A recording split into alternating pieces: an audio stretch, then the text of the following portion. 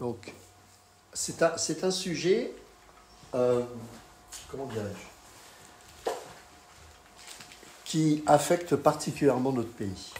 Ça, c'est très français ce que je vais vous communiquer. Et vous savez, il y a des choses qui, dans la culture d'un pays, n'est pas toujours à l'encontre de Dieu. Parfois même, il y a des choses dans la culture d'un pays qui peuvent aller même dans le sens de Dieu. Mais il y a aussi des choses qui vont à l'encontre de Dieu. Ou alors qui peuvent être des choses à combattre pour que justement on puisse mieux connaître Dieu, en tout cas mieux l'expérimenter. Et s'il y a quelque chose que j'ai remarqué avec le temps en France, et s'il y a quelqu'un qui est un vrai Français, c'est bien moi, c'est ce sujet-là. Alors, je m'adresse à des gens, pour ceux que je connaisse, je ne suis pas sûr que ça va les toucher particulièrement. Mais bon, je pense que, voilà, comme je m'adresse aussi d'une manière générale, et puis c'est bien que vous en teniez compte, parce que dans notre quotidien, c'est toujours bon de voir un petit peu comment l'ennemi peut agir nous concernant. C'est la familiarité. La familiarité. Et la France a un gros problème avec ça.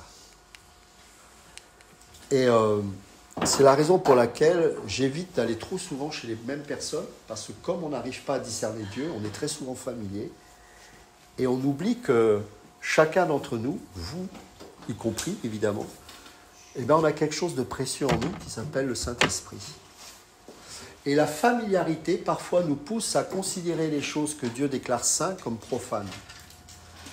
Alors, évidemment, ce n'est pas aussi évident que ça au premier abord. Mais quand je vais, par exemple, dans mon travail, pour moi, les autorités, c'est quelque chose d'important.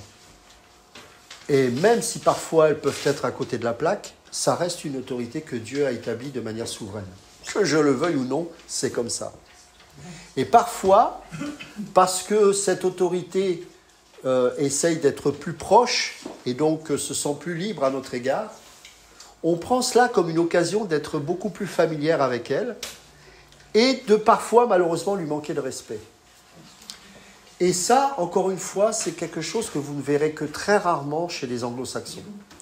Mais c'est particulièrement latin et surtout français. C'est ce que j'appelle familièrement la tape dans le dos. Vous savez, on se tape dans le dos. Et ça, chez les chrétiens, c'est quelque chose à combattre véritablement. Parce que c'est dans notre culture, les Français. C'est ce côté où on peut vite se lâcher, on peut vite déborder, et on oublie que nous avons reçu l'Esprit Saint et que parfois, à cause de ce type de comportement, on peut attrister le Saint-Esprit. Et souvent, on peut faire des prières en disant au Seigneur, j'ai envie de goûter ta présence, je veux sentir ta présence. En fait, il est là. Il n'y a pas de souci avec ça. Il est là. Le problème, ce n'est pas lui. C'est que parfois, nous ne sommes pas là. C'est-à-dire que quand on est familier, à un moment donné, vous savez, le Saint-Esprit est délicat. Et donc, parfois, il va se taire parce que la chair est tellement présente qu'on n'en discerne plus le Seigneur. Et ça, c'est le drame de notre civilisation, de notre culture française, et aussi, parfois, je le reconnais, un peu le drame dans l'Église. Je prends un exemple. Alors, ici, on n'a pas l'occasion, et tant mieux de le vivre, mais dans une assemblée, parfois, vous pouvez voir une personne. Au premier abord, vous ne la connaissez pas, vous êtes rempli de Dieu, vous êtes aimable avec elle, etc. Et puis, petit à petit, elle vous invite chez elle, vous commencez à la connaître, vous voyez aussi ses défauts, parce que voilà, on a tous des défauts, et la familiarité s'installe. C'est-à-dire qu'on ne voit plus la même personne, on voit la chair de la personne. Et Paul nous dit bien qu'on ne connaît plus les gens selon la chair. Et le combat consiste à, quand bien même nous voyons les travers des uns et des autres, ça ne veut pas dire qu'on doit les occulter, ça ne veut pas dire qu'on doit être naïf et supporter n'importe quoi, mais c'est qu'on doit considérer l'autre comme supérieur à nous-mêmes, s'effacer et discerner en elle le Seigneur. La familiarité, selon la définition du Larousse, c'est tout simplement des rapports libres et sans contrainte, exempts de gêne entre deux personnes. Gêne du verbe gêner. C'est une grande intimité de rapport constant. Donc ça, c'est le côté positif de la familiarité. Mais moi, je vais plutôt m'attarder sur le côté négatif de la familiarité. Et là, vous avez toujours dans la définition du Larousse, ce sont des manières ou expressions indiscrètes et inconvenantes marquant l'oubli des distances. Ça, c'est important. Il y a une chose que j'aime beaucoup chez mes frères africains, c'est que ça, c'est des choses qui n'arrivent pas. Il y a un immense respect entre, par exemple, les plus âgés et les plus jeunes. Il y a un immense respect. Moi, par exemple, quand je vais, quand j'allais en Côte d'Ivoire ou même quand j'étais avec mes frères du Congo, etc., les anciens, je les appelais papa. Alors, ça peut choquer les gens, les blancs, on va dire, mais en fait, c'est un signe de respect. C'est-à-dire qu'on les positionne à un statut d'ancien. Il n'y a pas de maison de retraite en Afrique. C'est pas concevable. Les anciens, ils ont un rôle. Ils ont une valeur. Les anciens, ils font partie de la société, ils font partie intégrante de la société. Parce que les anciens ont une sagesse. Et les jeunes sont là pour apprendre des anciens. Alors évidemment, le but aussi, c'est de ne pas mépriser la jeunesse. Paul dira à Timothée qu'on ne méprise pas ta jeunesse parce que la familiarité fait qu'on va parfois mépriser les dons de quelqu'un parce qu'il est tout simplement jeune et qu'il n'a pas l'expérience, soi-disant, de quelqu'un qui est plus ancien et qui a 20 ans dans l'Église, alors que Timothée avait reçu un mandat apostolique. Et Paul lui dira, fais attention qu'on ne méprise pas ta jeunesse. Mais comment un jeune peut inspirer le respect? Par la consécration. Par la consécration. Les gens familiers ne sont pas respectés et ne sont pas respectables. La consécration impose une marque de distance entre deux individus. Non pas distance en termes de relation, mais en termes de respectabilité. La distance consiste à ne pas franchir les limites où là, la personne peut se sentir offensée, atteinte, voire blessée. Et la familiarité bannit tous ces codes-là. Par exemple, on va rentrer dans un lieu, on est dans un autre pays, on va dans une culture différente et on va se comporter comme dans notre propre pays, en oubliant que ce pays-là dans lequel nous sommes a ses codes et ses règles. Et la familiarité consisterait aussi à dire « je casse tous ces codes », non pas parce que je fais exprès, mais parce que je ne suis pas conscient des autres. Je fais comme j'ai toujours fait avant dans un autre pays. Et après, on s'étonne qu'on blesse des gens. J'ai vu dans des vidéos au Japon, il y a de plus en plus de touristes au Japon parce que c'est un pays qui est très intéressant et que beaucoup d'Occidentaux ont envie de découvrir aujourd'hui. Malheureusement, ils commencent à avoir un très mauvais témoignage et on voit des vidéos circuler où ils vont dans des lieux sacrés. Alors, c'est leur lieu à eux, c'est pas évidemment. Mais ils viennent en méprisant tous les codes de la société japonaise. Et les Japonais commencent, alors que ce sont des gens très paisibles dans leur pays, ils commencent à manifester une forme de colère contre ces touristes. Quand nous, en tant que chrétiens, nous foulons de nos pieds une terre, de quelle manière nous allons fouler cette terre? Avec l'esprit de Christ ou avec la familiarité qui consiste à ne tenir aucun compte de la société dans laquelle on se trouve, dans le pays dans lequel on se trouve, et en ne tenant pas compte des uns et des autres. Peut-être qu'il y a une personne, je dois parler d'une certaine manière, et à une autre, d'une autre manière. Parce que l'esprit qui est en moi me donne cette capacité de discerner sur quel mode de communication je peux agir. Quel type d'expression? Mais pour ça, mes amis, il faut qu'on s'oublie soi-même. Parce que ce n'est plus moi qui vis, c'est Christ qui vit en moi. Et donc, si Christ vit en moi, j'ai besoin du discernement que me donne l'Esprit de Dieu pour rentrer en relation avec cette personne. Et ça peut amener à la manifestation des dons, comme une parole de connaissance, par exemple. Et vous savez, je dis souvent, pourquoi les dons sont si peu souvent exprimés? Je parle les vrais dons. Je pense que la familiarité tue les dons. Je pense que la familiarité tue les dons. Et elle nous empêche aussi de discerner la présence de Dieu. Dieu est là, mais nous ne le réalisons pas parce que nous devenons familiers avec sa présence. Et c'est pour ça qu'on a besoin de beaucoup de prières, parce que je crois que la prière nous aide à être de plus en plus sensibles à la présence de Dieu. Je pense qu'on a aussi besoin d'expérimenter la croix dans notre vie, mais dans notre relation avec les autres, pour justement voir Christ en mon prochain.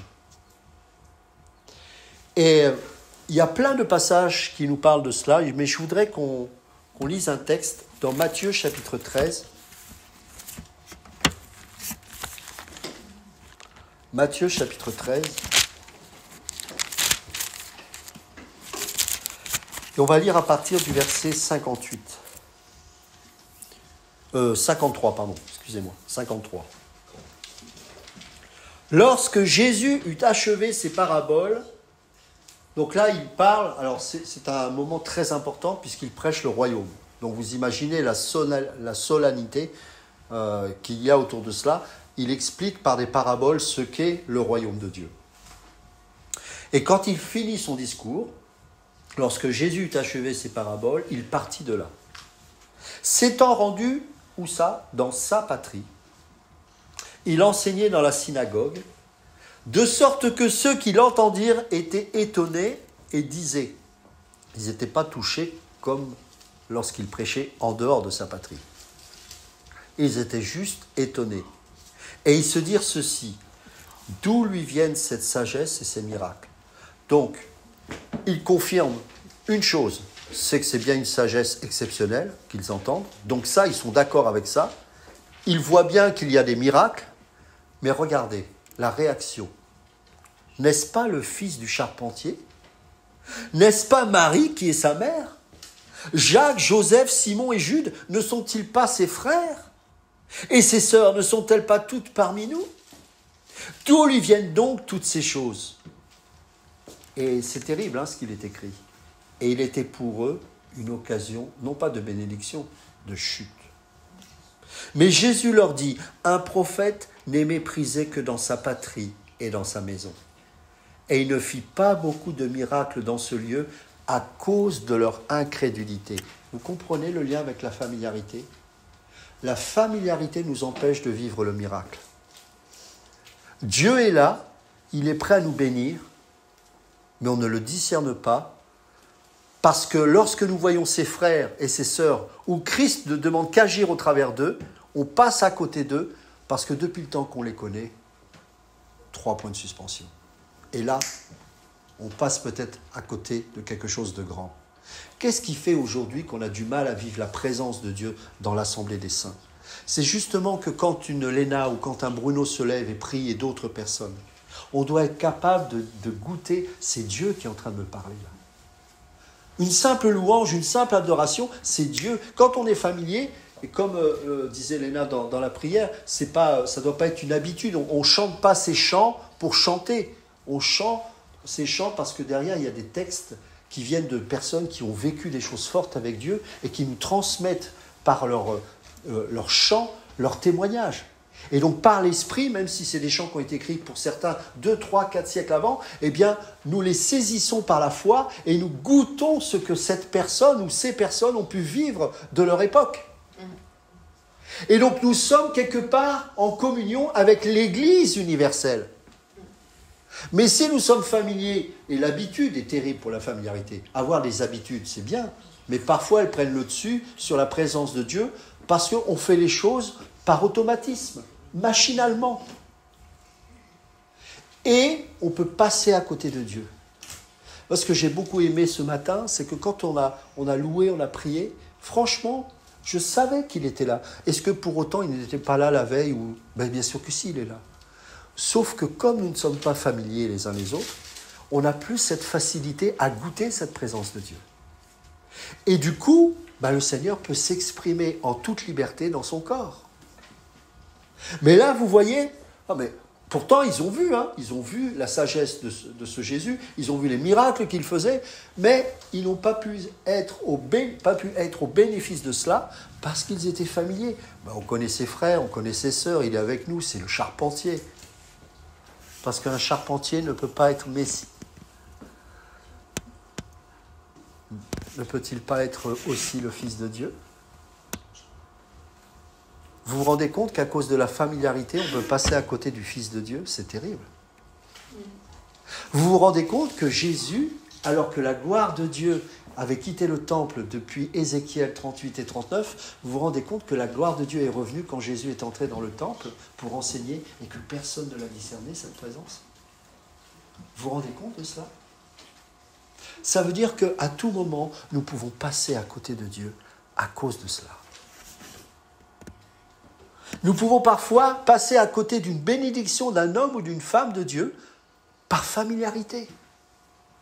Je vous l'ai déjà répété, mais je me souviens à l'église où j'étais formé, il y avait beaucoup de pasteurs qui sortaient de ce ministère, qui étaient vraiment formés.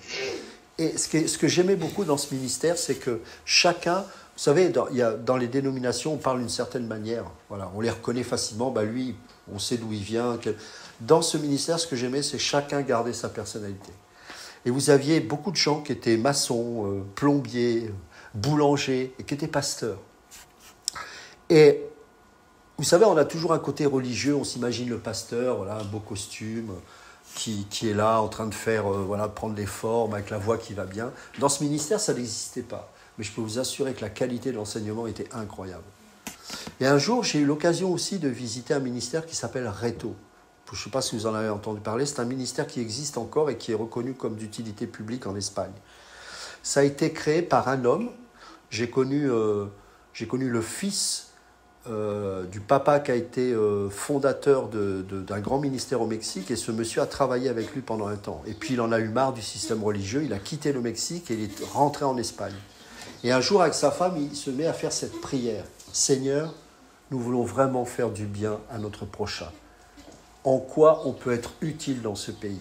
À la fin de cette prière, à l'époque, on n'avait pas le traitement pour la séropositivité, pour le sida. Quand les gens étaient séropositifs, ils tombaient malades automatiquement, ils avaient le sida parce qu'il n'y avait pas le traitement. La trithérapie n'était pas encore venue en Espagne. La personne frappait à la porte et disait « Voilà, je suis séropositif, j'ai besoin de soins, etc. » Et c'est comme ça qu'il a compris qu'il devait avoir un ministère comme ça. La familiarité a fait qu'il a été combattu par la Fédération évangélique d'Espagne. Ils n'ont pas reconnu l'œuvre de Dieu. Aujourd'hui, c'est l'équivalent d'Emmaüs, c'est immense. J'ai eu l'occasion de visiter, j'étais en larmes pendant 3 jours, j'ai jamais vu ça, c'était incroyable. Des anciens prisonniers qui se convertissaient, des prostituées, des toxicos. Il avait construit un endroit qui ressemblait à la prison de Barcelone, parce que c'était beaucoup d'anciens prisonniers, et c'était là où ils se réunissaient pour faire leurs conférences annuelles. Et je peux vous assurer que, waouh, c'était fort. La plupart des responsables avec qui j'étais, ils sont morts aujourd'hui, parce qu'il n'y avait pas la trithérapie. Et la plupart avaient le sida. Mais c'était des gens qui aimaient Dieu. Certains étaient guéris miraculeusement, mais beaucoup mouraient. Et ce jour, j'ai assisté à ça lors de cette conférence. Il invite le président de la Fédération de l'Église évangélique d'Espagne. Évidemment, ce ministère est devenu un peu plus acceptable parce que c'était devenu un grand ministère et donc le président a accepté de venir prêcher. Il a prêché, un très bon message d'ailleurs, et quand il a terminé, il va dans le couloir derrière, enfin une espèce de rideau, une espèce de coulisse derrière, et on ne voyait plus ressortir. On se dit, mais il est parti où? Et mon pasteur est parti le voir, il était à genoux en pleurs. Il a dit, Seigneur, pardon parce que j'ai combattu ton œuvre. Pardon parce que j'ai combattu ton œuvre. Pourquoi? Parce que le fondateur, c'était un homme trapu, avec des mains de maçon, un bon bidon, qui s'habillait toujours en jean avec une chemise à carreaux, et il était méprisé. Parce qu'il n'avait pas le costume du bon pasteur. Mais jamais en Espagne, on a vu une œuvre comme ça. À tel point, c'est qu'aujourd'hui, des gens du monde entier qui sont dans la toxicomanie viennent chez Reto. La consigne, elle est stricte. Pas de produits de substitution, pas de méthadone. Tu as 24 heures sur 24 quelqu'un auprès de toi, parce que tu vas avoir des crises de manque. Mais tu signes, tu acceptes le deal, et on te prêche l'évangile. Et c'est comme ça que l'œuvre a grandi. On peut passer à côté de choses incroyables.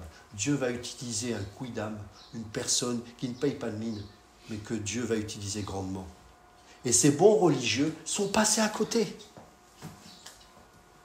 Mais j'ai beaucoup apprécié l'attitude du président qui s'est repenti, qui a prié en disant « Seigneur, pardonne-moi, parce que je t'ai combattu. Je n'ai pas combattu seulement cet homme, je t'ai combattu toi. » Jésus n'avait ni éclat, ni beauté. Il s'attendait peut-être à un grand roi qui allait venir sur un cheval blanc. Ça, c'est son retour là, quand il reviendra, oui. Mais là, sa venue, elle n'était pas manifestée de cette manière. La familiarité peut faire que l'on passe à côté de Jésus. Un prophète n'est méprisé que dans sa patrie. Pourquoi ? Ce n'est pas une règle. C'est tout simplement parce qu'on le voit vivre, on le voit grandir. Peut-être qu'on l'a connu bébé en train de faire les 400 coups.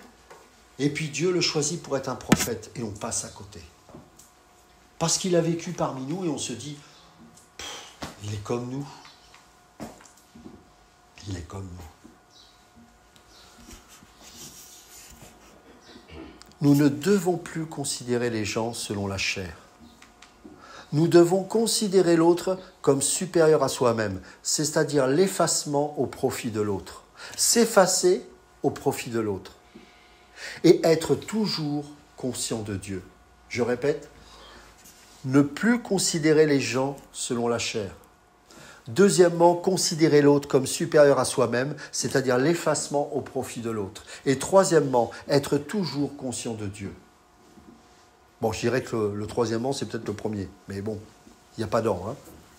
On va prendre 2 Corinthiens chapitre 5. S'il y a un homme qui a souffert de la familiarité, c'est bien l'apôtre Paul. C'est une grave erreur de présenter Paul comme un bel homme. C'est exactement l'inverse. On a présenté un film, bon moi j'ai un peu de mal avec ce film, mais c'est un beau gars quoi, hein, barbu, bel homme. En fait il était tout le contraire.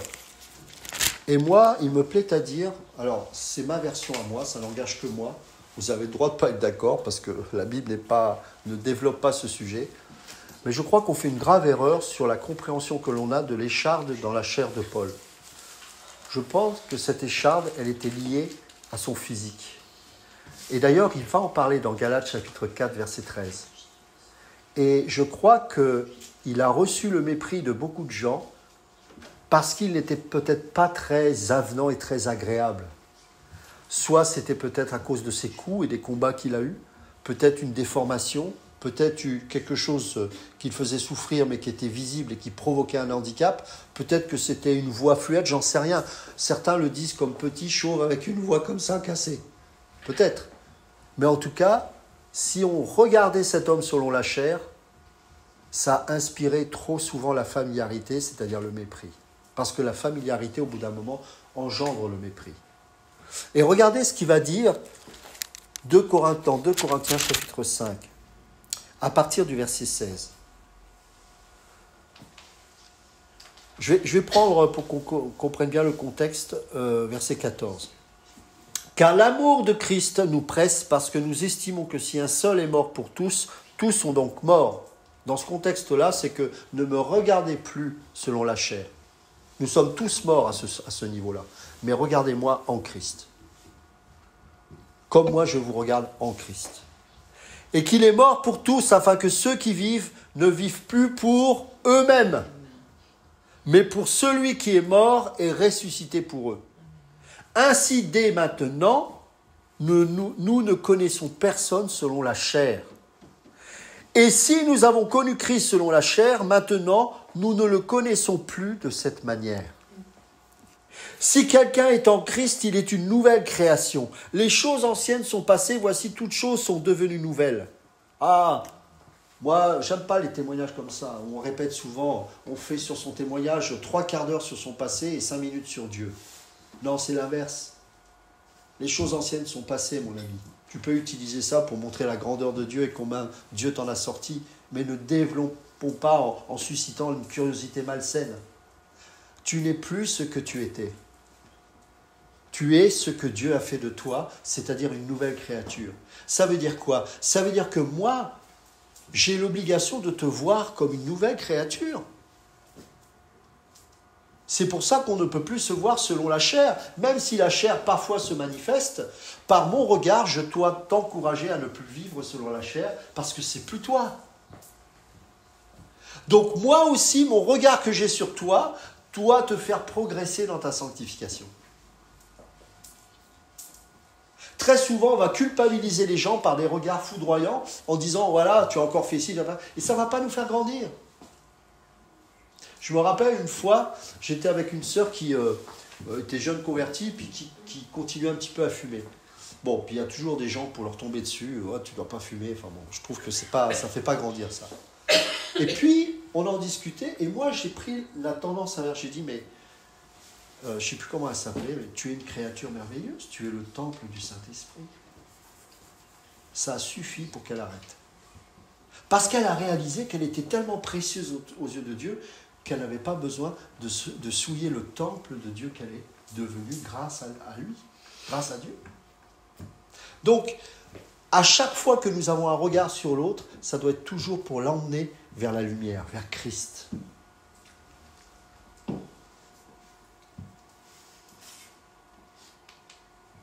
On va prendre 2 Corinthiens chapitre 10, versets 1 à 18. Moi, Paul, je prie par la douceur et la bonté de Christ, moi humble d'apparence quand je suis au milieu de vous. Alors là, il est cynique. Moi humble d'apparence quand je suis au milieu de vous et plein de hardiesse à votre égard quand je suis éloigné. Il va expliquer plus tard pourquoi il dit ça. C'est parce que, en fait, justement, les Corinthiens étaient tellement familiers avec lui que quand ils le voyaient, ils disaient, c'est ça, Paul ? Pourtant, quand il est sur les lettres, c'est costaud, hein ? Il va leur expliquer, mais je suis pareil quand je vous vois. C'est juste que vous aviez une vision charnelle. Quand on voit personne et qu'on lit les lettres, on s'imagine un personnage. C'est un peu comme on lit un roman. Et puis, ou quand on entend une chanson, moi ça m'arrive souvent, où un animateur, une radio, on ne voit pas son visage, on s'imagine son visage, et une fois qu'on voit la personne, on est toujours déçu parce que c'est pas qu'elle ne correspond pas à un critère, mais parce qu'elle ne correspond pas à l'image qu'on s'était faite de cette personne. Et c'est exactement ce qui se passe. Ils sont tellement charnels que... Peut-être que Paul viendrait ici, on le mépriserait, j'en sais rien. Peut-être, enfin j'ose espérer que non, mais ce que je veux dire par là, c'est que peut-être qu'on s'est fait une image de Paul comme un Moïse, vous savez, avec une grande barbe, d'ailleurs même ça, je ne suis pas sûr que ce soit forcément la bonne image. Voilà, quelqu'un de grandiloquent, d'impressionnant qui arrive. Mais si Jésus n'a pas été comme ça, tous ceux qui ont été enfantés de la part du Seigneur ne sont pas comme ça. Pourquoi ? Parce qu'on ne doit pas regarder à la puissance humaine. Et regardez l'Église comme elle s'attarde aujourd'hui sur plein d'effets spéciaux, sur la grandiloquence, sur tout ce qui fait le chiffre de l'homme, c'est-à-dire le chiffre 6. Alors qu'un véritable enfant de Dieu, il est brisé, contraint, humilié au point que même parfois dans sa chair, ça se voit. Et il faut vraiment être dans l'esprit pour discerner Dieu dans la vie de l'autre. Et quand les Corinthiens voyaient Paul arriver comme ça, avec son écharpe dans la chair, sa voix fluette et sa petite taille, ils devaient se dire, c'est ça le Paul qui nous envoie les épîtres là, comme ça, et qui nous reprend ? Et c'est exactement ce qui va se passer. Hein. Regardez ce qu'il va dire.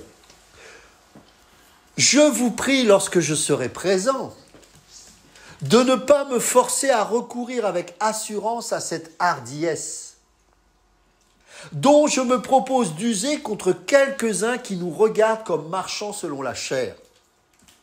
Si nous marchons dans la chair, nous ne combattons pas selon la chair.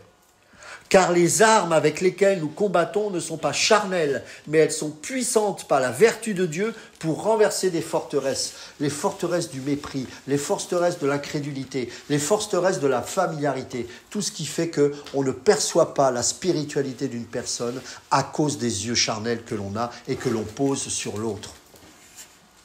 Et mes amis, je suis sûr qu'en France, c'est un des freins du réveil. Je suis convaincu que c'est à cause de ça qu'on ne grandit pas et qu'on a les mêmes chrétiens pendant 20 ans et qui ne changent pas. Parce que nous avons le même regard, parce que nous ne sommes pas conscients de Dieu, parce que tout ce que nous faisons, c'est par habitude. Et ça nous amène à profaner. Ça nous amène à ne plus considérer les choses de Dieu comme étant saintes. Pourtant, on dit tous que Dieu est saint, oui. Mais si on est familier, si on fait comme le sacrificateur Élie, qui était même plus conscient de Dieu, qui n'entendait même plus la voix de Dieu, et qu'il a fallu que le pauvre Samuel le réveille à plusieurs reprises pour dire Mais j'ai entendu une voix, et enfin ce monsieur, dans son obésité, dans sa passivité, il va dire, ah mais c'est sûrement Dieu qui veut te parler, reviens. Mais moi ça m'aurait interpellé que Dieu ne me parle pas, et que ce soit un enfant. La familiarité. Et la familiarité enfante, hein, mes amis. C'est les deux fils d'Élie, on sait ce qu'ils sont devenus. La familiarité enfante. Et ceux qui naissent de vous et qui vous voient vivre, s'ils voient de la familiarité, ils seront familiers. Si nous sommes familiers avec nos enfants, ils le seront avec nous. Mais ce qui est plus grave, c'est qu'ils le seront avec Dieu. Bien sûr, Dieu peut casser tout ça, heureusement. Et nous en sommes la preuve, puisque Dieu nous a élus. Mais, malgré ça, nous devons continuer à ne plus considérer les autres dans la chair. Nous renversons les raisonnements et toute hauteur qui s'élève contre la connaissance de Dieu et nous amenons toute pensée captive à l'obéissance de Christ. Combien on a utilisé ces versets pour le combat spirituel? Ça n'a rien à voir. Ce passage nous parle de la manière que nous avons à combattre pour ne pas mépriser l'autre. Ne pas entendre cette voix qui nous dit « laisse tomber, il n'en vaut pas la peine ». Non, je rends ma pensée captive à l'obéissance de Christ. Et je considère l'autre comme une pierre précieuse, choisie de Dieu. Et que si parfois elle est à côté de la plaque, je dois lui faire comprendre par mon enseignement et mon comportement qu'elle n'est plus ce qu'elle exprime. Et ainsi, ça va l'encourager à revenir à son identité en Christ. Vous comprenez ? Nous sommes prêts aussi à punir toute désobéissance lorsque votre obéissance sera complète. Et regardez ce qu'il va dire au verset 7. Vous regardez à l'apparence. C'est dans ce contexte-là qu'il est parlé de combattre pour renverser les forteresses. C'est les forteresses du jugement charnel. Vous regardez à l'apparence. Si quelqu'un se persuade qu'il est de Christ, qu'il se dise bien en lui-même que comme il est de Christ, nous aussi, nous sommes de Christ. Et même si je me glorifierais un peu trop de l'autorité que le Seigneur nous a donnée pour votre édification et non pour votre destruction, je ne saurais en avoir honte, afin que je ne paraisse pas vouloir vous intimider par mes lettres. Car, dit-on, ces lettres sont sévères et fortes, mais présent en personne, il est faible et sa parole est méprisable. Vous voyez ? Que celui qui parle de la sorte considère que tels nous sommes en parole dans nos lettres étant absents, tels aussi nous sommes dans nos actes étant présents. Nous n'osons pas nous égaler ou nous comparer à quelques-uns de ceux qui se recommandent eux-mêmes. Mais en se mesurant à leur propre mesure et en se comparant à eux-mêmes, ils manquent d'intelligence. Pour nous, nous ne voulons pas nous glorifier outre mesure, mais seulement dans la limite du champ d'action que Dieu nous a assigné en nous amenant jusqu'à vous. Nous ne dépassons point nos limites comme si nous n'étions pas venus jusqu'à vous, car c'est bien jusqu'à vous que nous sommes arrivés avec l'évangile de Christ. Nous ne nous glorifions pas des travaux d'autrui qui sont hors de nos limites, mais nous avons l'espérance, si votre foi augmente, de devenir encore plus grand parmi vous dans notre propre domaine, en évangélisant les contrées situées au-delà de chez vous, au lieu de nous glorifier de ce qui a déjà été fait dans le domaine des autres. Waouh! Wow. C'est incroyable. Quelle spiritualité. Et regardez ce qu'il va dire un peu plus loin au chapitre 11, à partir du verset 16. Je le répète, que personne ne me regarde comme un insensé. Sinon, recevez-moi comme un insensé, afin que moi aussi je me glorifie un peu. Ce que je dis avec l'assurance d'avoir sujet de me glorifier, je ne le dis pas selon le Seigneur, mais comme par folie. Puisqu'il en est plusieurs qui se glorifient selon la chair, je me glorifierai aussi. Car vous supportez volontiers les insensés, vous qui êtes sages. Si quelqu'un vous asservit, si quelqu'un vous dévore, si quelqu'un s'empare de vous, si quelqu'un est arrogant, si quelqu'un vous frappe au visage, vous le supportez. C'est exactement ce que l'on voit. J'ai honte de le dire, nous avons montré de la faiblesse. Cependant, tout ce que peut oser quelqu'un, je parle en insensé, moi aussi je l'ose. Sont-ils hébreux ? Moi aussi. Sont-ils israélites ? Moi aussi. Sont-ils de la postérité d'Abraham ? Moi aussi.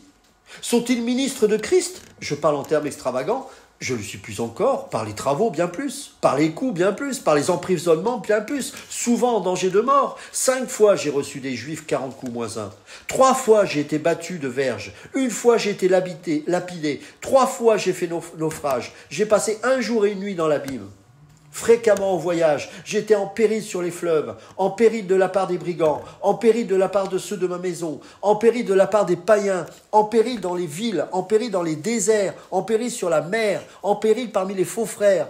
J'ai été dans le travail et dans la peine, exposé à de nombreuses veilles, à la faim, à la soif, à des jeûnes multipliés, au froid et à la nudité. Et sans parler d'autre chose, je suis assiégé chaque jour par les soucis que me donnent toutes les églises. Qui est faible que je ne sois faible? Qui vient à tomber que je ne brûle? S'il faut se glorifier, c'est de ma faiblesse que je me glorifierai. Dieu qui est le Père du Seigneur Jésus et qui est béni éternellement sait que je ne mens point. C'est incroyable. Je me rappelle un jour, une sœur m'avait invité au Danemark pour que je puisse prêcher. Et on était dans un endroit, il y avait un autre pasteur. Et en fait, on m'a demandé de commencer à prêcher, ça a été catastrophique. Parce qu'en fait, il a fallu me traduire, et la personne qui me traduisait parlait très mal anglais. Bref, j'avais qu'une envie au bout de 5 minutes, c'était d'arrêter.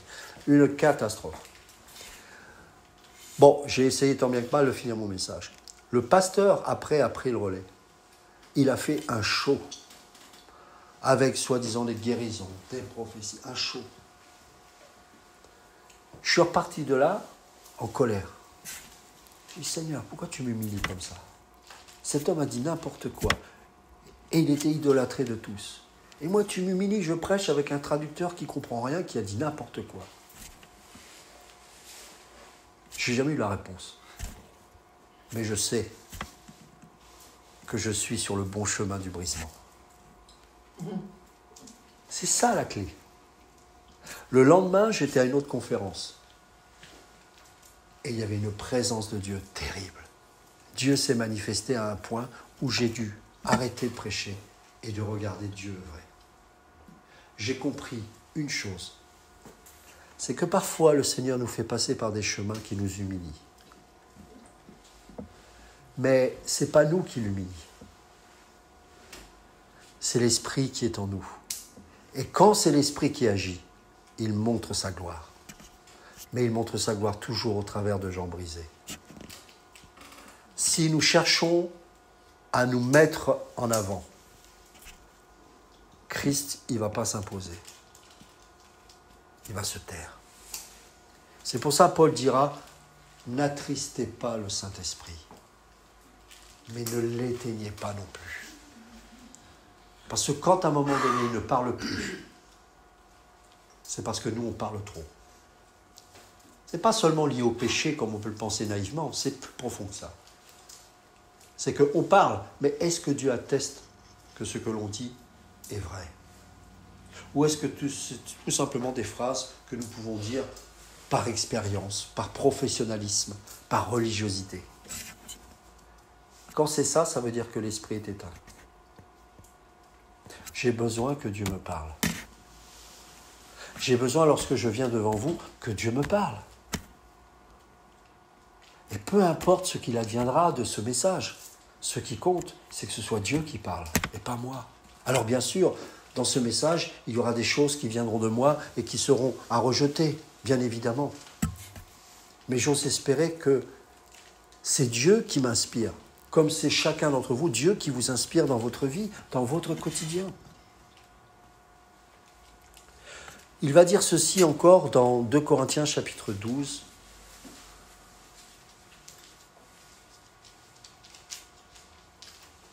Il faut se glorifier, cela n'est pas bon.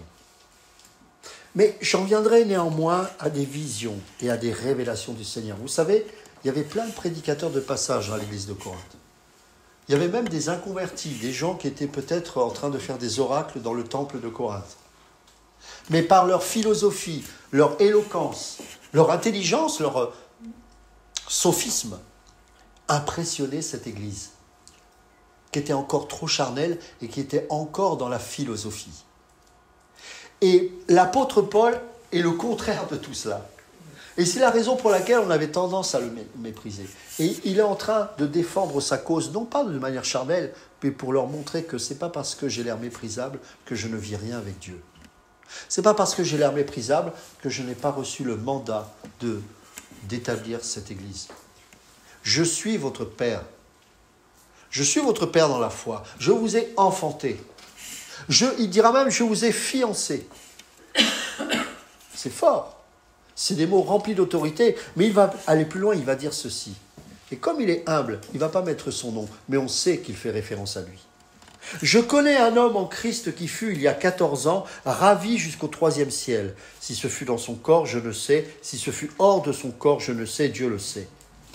Et je sais que cet homme, si ce fut dans son corps ou sans son corps, je ne sais, Dieu le sait, fut enlevé dans le paradis, et qu'il entendit des paroles merveilleuses qui n'est pas permis à un homme d'exprimer. Je me glorifierai d'un tel homme, mais de moi-même, je ne me glorifierai pas, sinon de mes infirmités. Si je voulais me glorifier, je ne serais pas un insensé, car je dirais la vérité. Mais je m'en abstiens, afin que personne n'ait à mon sujet une opinion supérieure à ce qu'il voit en moi ou à ce qu'il entend de moi. Et pour que je ne sois pas enflé d'orgueil à cause de l'excellence de ces révélations, il m'a été mis une écharde dans la chair, un ange de Satan pour me souffloter et m'empêcher de m'enorgueillir. 3 fois j'ai prié le Seigneur de l'éloigner de moi. Et il m'a dit, ma grâce te suffit, car ma puissance s'accomplit dans la faiblesse. Je me glorifierai donc bien plus volontiers de mes faiblesses, afin que la puissance de Christ repose sur moi. C'est pourquoi je me plais dans les faiblesses, dans les outrages, dans les calamités, dans les persécutions, dans les détresses pour Christ. Car quand je suis faible, c'est alors que je suis fort. J'ai été un insensé, vous m'y avez contraint. C'est par vous que je devais être recommandé, car je n'ai pas été inférieur en rien aux apôtres par excellence, quoique je ne sois rien. Les preuves de mon apostolat ont éclaté au milieu de vous, par une patience à toute épreuve, par des signes, des prodiges et des miracles. En quoi avez-vous été traités moins favorablement que les autres églises? Sinon en ce que je n'ai point été à votre charge. Pardonnez-moi ce tort. C'est-à-dire qu'il n'a même pas voulu être à la charge. Vous vous rendez compte? Il a préféré travailler de ses mains. Et non seulement il travaillait de ses mains, mais il donnait aux autres. Du peu qu'il avait de ce travail. Il y a une chose que j'ai appris,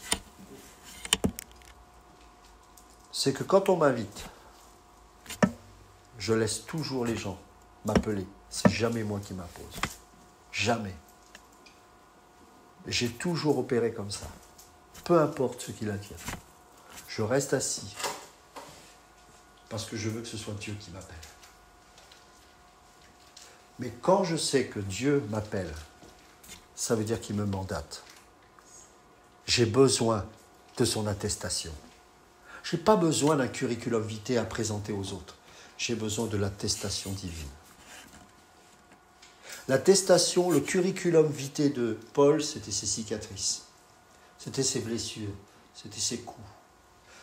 Le curriculum vitae des apôtres qui visitaient l'église de Corinthe, c'était « j'ai fait l'école de Socrate, j'ai fait du sophisme, j'ai enseigné l'art de la rhétorique ».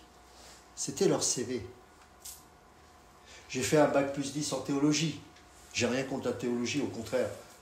Mais ça n'atteste pas toujours le fait que vous êtes un homme de Dieu.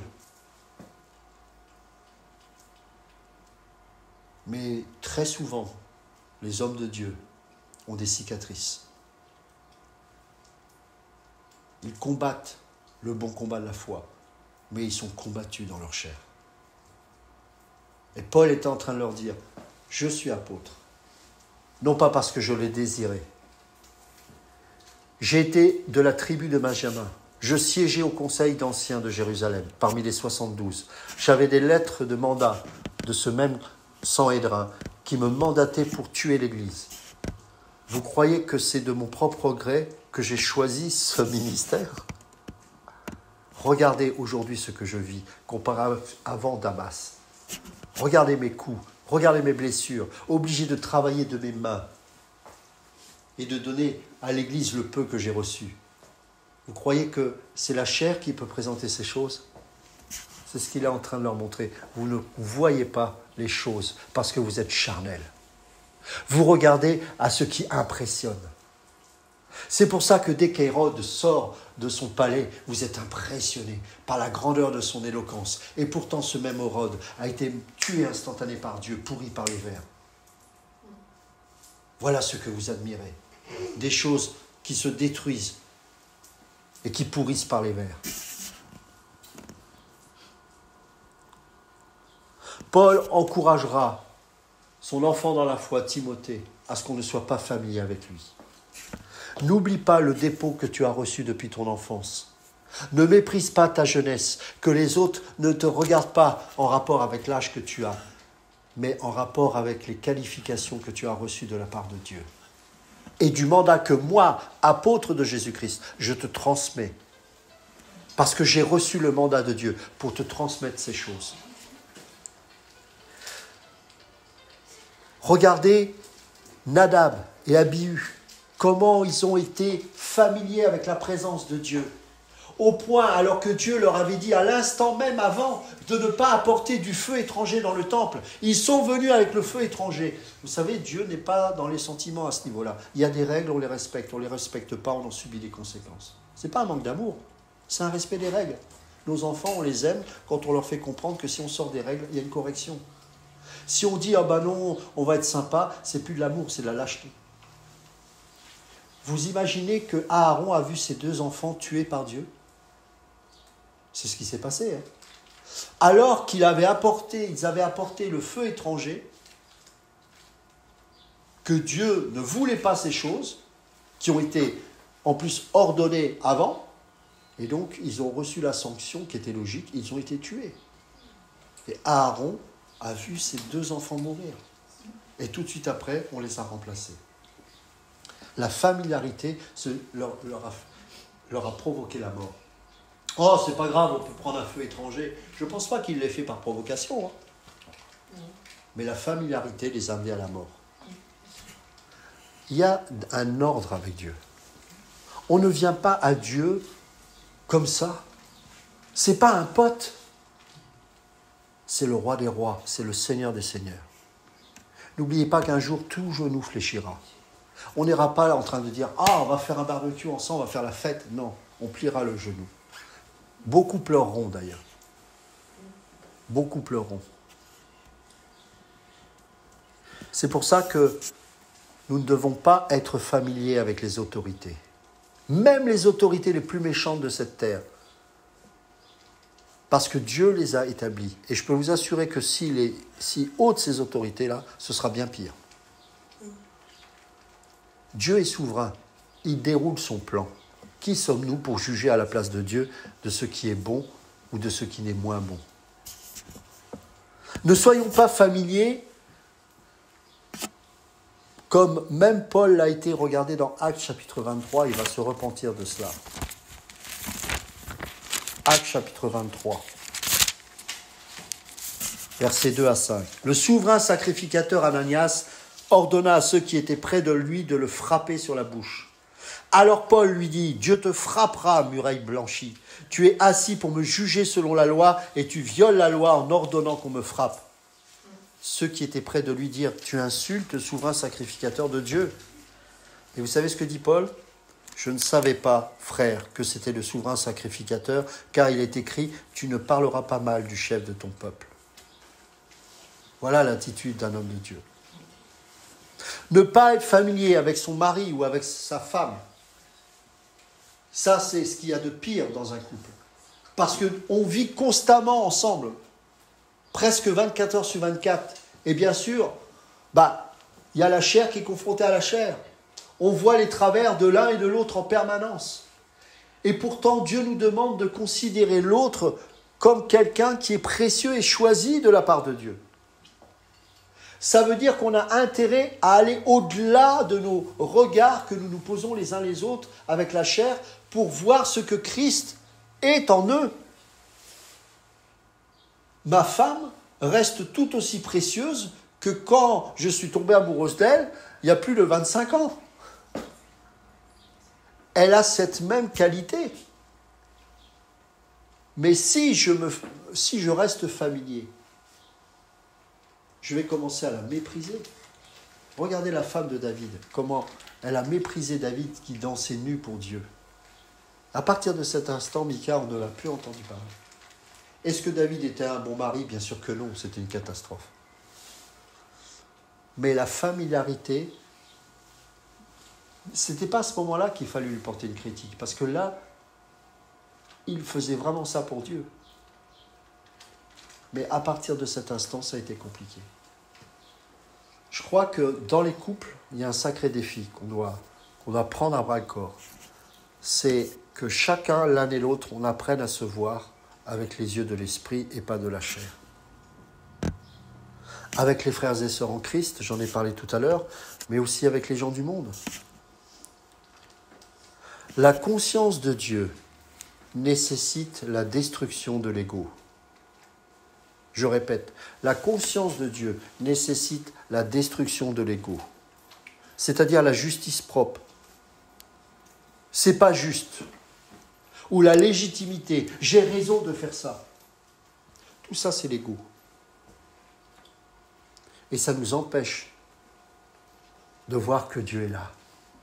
Genèse, chapitre 28, versets 16 à 18. Jacob s'éveilla de son sommeil et il dit certainement, l'Éternel est en ce lieu et moi je ne le savais pas. C'est fort ça. L'Éternel est en ce lieu et moi je ne le savais pas. C'est pour ça qu'il est important de discerner la présence de Dieu dans nos rassemblements. Et de discerner Jésus lui-même dans nos vies et dans nos rassemblements. La gloire de Dieu était revenue dans le temple de Jérusalem lorsque Jésus entra dans le temple, lorsqu'il était sur cette terre. Mais sous quelle forme il est venu? Regardez, et ce sera notre conclusion, dans Ésaïe 53, ce qui nous est dit de lui. Verset 1. Qui a cru à ce qui nous était annoncé? Qui a reconnu le bras de l'Éternel? Il s'est élevé devant lui comme une faible plante, comme un rejeton qui sort d'une terre desséchée. Il n'avait ni beauté, ni éclat pour attirer nos regards, et son aspect n'avait rien pour nous plaire. Méprisé et abandonné des hommes, homme de douleur et habitué à la souffrance, semblable à celui dont on détourne le visage, nous l'avons dédaigné. Nous n'avons fait de lui aucun cas. Cependant, ce sont nos souffrances qu'il a portées, c'est de nos douleurs qu'il s'est chargé, et nous l'avons considéré comme puni, frappé de Dieu et humilié. Mais il était blessé pour nos péchés, brisé pour nos iniquités. Le châtiment qui nous donne la paix est tombé sur lui, et c'est par ses meurtrissures que nous sommes guéris. Nous étions tous errants comme des brebis, chacun suivait sa propre voie, et l'Éternel a fait retomber sur lui l'iniquité de nous tous. Il a été maltraité et opprimé, et il n'a point ouvert la bouche. Semblable à un agneau qu'on mène à la boucherie, à une brebis muette devant ceux qui la tondent, il n'a point ouvert la bouche. Il a été enlevé par l'angoisse et le châtiment, et parmi ceux de sa génération, qui a cru qu'il était retranché de la terre des vivants et frappé pour les péchés de mon peuple? On a mis son sépulcre parmi les méchants, son tombeau avec le riche, quoiqu'il n'ait point commis de violence et qu'il n'y ait point eu de fraude dans sa bouche. Il a plu à l'Éternel de le briser par la souffrance. Après avoir livré sa vie en sacrifice pour le péché, il verra une postérité et prolongera ses jours, et l'œuvre de l'Éternel prospérera entre ses mains. Je ne crois pas personnellement qu'un homme ou une femme de Dieu soit adulé ici-bas sur cette terre. Personnellement, je ne crois pas que ce soit biblique. Ce n'est pas à nous de provoquer le martyre, je ne dis pas ça non plus. Je ne crois pas que la gloire, telle que l'homme considère la gloire, est biblique. Un jour, nous aurons un corps glorifié. Mais la gloire en reviendra bien sûr à Christ. Mais je crois que de la même manière, Jésus a marché sur cette terre, nous devons emprunter le même chemin. Je le crois sincèrement. Et je crois qu'il va y avoir une distance de plus en plus grande entre l'Église apostate animée par la marque du chiffre de la bête, qui est le chiffre 6, et ceux qui ont le sceau de l'esprit et qui vivent dans le brisement, dans le rejet et dans le mépris des autres. Je le crois sincèrement. Et si je vous dis ça, ce n'est pas pour vous décourager, c'est justement le contraire. Si vous passez par des moments d'incompréhension et de difficulté qui ne sont pas provoqués par vos péchés, eh bien, soyez dans la joie. Parce que nous avons et nous portons la marque du Maître. Et si vous voulez encore plus en être rassuré au-delà de la lecture de la parole de Dieu, relisez les premiers martyrs. Relisez la vie de ces premiers chrétiens jusqu'au 3e, 4e siècle. Ce qu'on leur a fait subir. Mais regardez surtout, et c'est surtout ça qui m'impressionne, quel amour ils manifestaient. Quel amour ils manifestaient. Et je pense que c'est ça que nous avons besoin de vivre aujourd'hui. Moins de nous, plus de lui. Le dépouillement pour revêtir l'amour de Christ. Amen. Amen. Est-ce que vous voulez partager quelque chose, poser une question? Je ne sais pas. N'hésitez pas. Je vous ai pas offensé tout à l'heure quand je vous ai dit qu'on avait failli vous attendre. Oh non, non, non, non, non. Je n'ai pas été familière. Non. Ah bon? Non. Quelque part, c'est une bonne question. La familiarité... Non, mais c'est bien que tu dises ça. Parce que parfois, on comprend, il ne faut pas que je sois familier, donc je ne peux pas rigoler. Non, ça n'a rien à voir avec ça. On a le droit de rire, on a le droit de... Au contraire, et je suis le premier à aimer ça. En fait, ce n'est pas ça, la familiarité. La familiarité, c'est comment je pourrais dire ça? C'est ne plus voir Dieu dans l'autre, tout simplement. Alors nous, on traduit par la familiarité, on doit être austère. Non, ça, c'est la religiosité. Non, non. On a le droit de blaguer. Ben, évidemment, à partir du moment où ça ne va pas dans tous les sens. Non, non, au contraire. Non, c'est de considérer que, justement, la personne, toi ou n'importe qui ici, si elle a des besoins, je dois l'écouter vraiment. Je dois être conscient qu'il y a un fardeau qui doit m'animer. Ou quand tu viens, parfois, moi, je fais très attention. Alors, des fois, quand je suis accaparé avec une personne et que l'autre part, je suis un peu triste, je n'ai pas eu le temps de lui dire au revoir, mais pour moi, c'est important. Parce que je vais être conscient de Dieu au point où chaque personne, on ne sait pas, des fois, il y a des gens qui peuvent repartir de là et qui s'attendaient simplement à ce que je leur dise un petit bonjour, et je ne le fais pas. Tu vois, c'est être conscient de Dieu comme ça. Ça n'a rien à voir avec l'attitude où parfois on peut rire, tu vois. Alors évidemment, il y a aussi dans la plaisanterie parfois la familiarité, mais on sait très bien, on sait doser en fait, tu vois. Et parfois avec une personne, c'est vrai qu'on pourra plaisanter. Moi, il m'est arrivé, ça m'est arrivé en Côte d'Ivoire, ça. Parfois, nous, on a des blagues un peu comme ça, et puis je suis arrivé là-bas, et là-bas, il y a des blagues, ça passe pas. J'avais pas, et je dois faire attention à ça. Et donc voilà, en fait, c'est ça, cette conscience de Dieu dans ce sens-là. Mais évidemment, c'est pas. Heureusement, on est dans la joie, bien sûr, il n'y a pas de souci avec ça. Ok. Léna, tu veux prier? Oui. Seigneur, notre Dieu, d'entendre la bonne chose, notre frère qui a apporté des choses que nous avions besoin d'entendre, surtout de mettre en pratique. Je te remercie de nous donner un cœur ouvert pour apprécier ces choses. Tout ça dans le but de grandir, que tu prennes plus de place en nous et que nous diminuions afin que toi tu grandisses. Je bénis mon frère, continue ton œuvre en lui, dans ses attentes. Je bénis sa femme, ses enfants. Je bénis Bruno, dans ses attentes aussi. Elsa, Marlise, dans leur attente. Carole, une divine, qui est partie, qui est obligée de partir. Nous te remercions encore pour ces moments passés dans ta présence. Seigneur, on resterait toujours davantage à parler de toi. C'est vrai. Tu es le maître du temps, tu fais toutes choses bien en ton temps, alors que ta volonté soit faite. Que ton nom soit glorifié surtout. C'est bien de dire Seigneur, Seigneur, Jésus, Jésus. Et que ton nom soit glorifié.